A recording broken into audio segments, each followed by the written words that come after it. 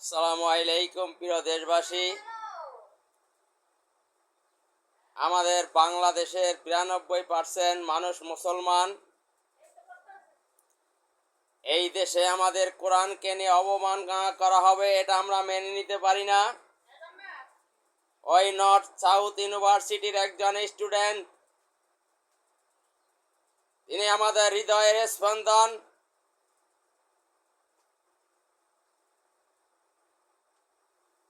এই আসমানি কিতাব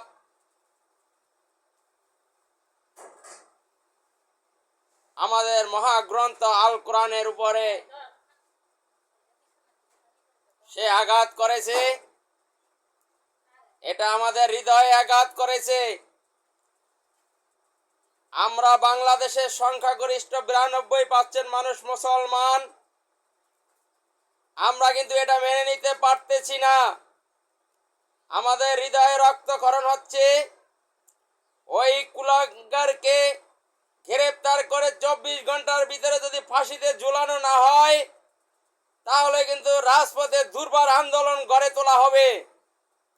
এবং ইন্টারিম গভর্নমেন্টের কাছে আবেদন জানাই, পরিস্থিতি যেন অন্যদিকে না যায়, তার আগেই যেন তাকে গ্রেপ্তার করা হয়।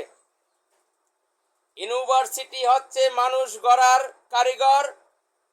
সেখানে মানুষ হওয়ার জন্য পড়ালেখা শিখতে যায়, আর সেখানে ধর্মীয় অনুভূতিতে আঘাত হানবে। আমাদের মহাগ্রন্থ আল কোরআনের উপরে সে আঘাত করেছে, এটা কিন্তু আমরা বরদাস্ত করব না।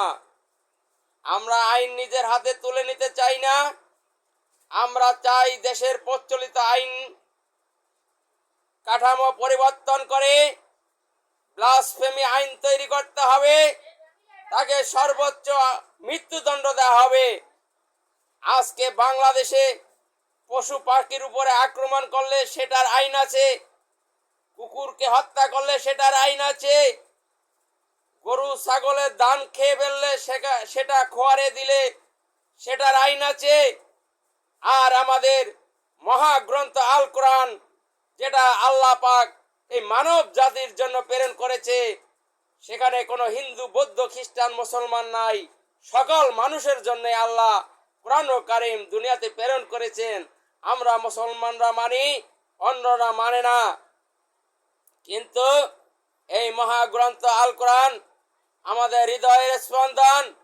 আমাদের এই আল কোরআন নিয়ে যদি কেউ কথা বলে, আমাদের হৃদয়ে রক্তক্ষরণ হয়, আমরা মর্মাহত হই, ব্যথিত হই।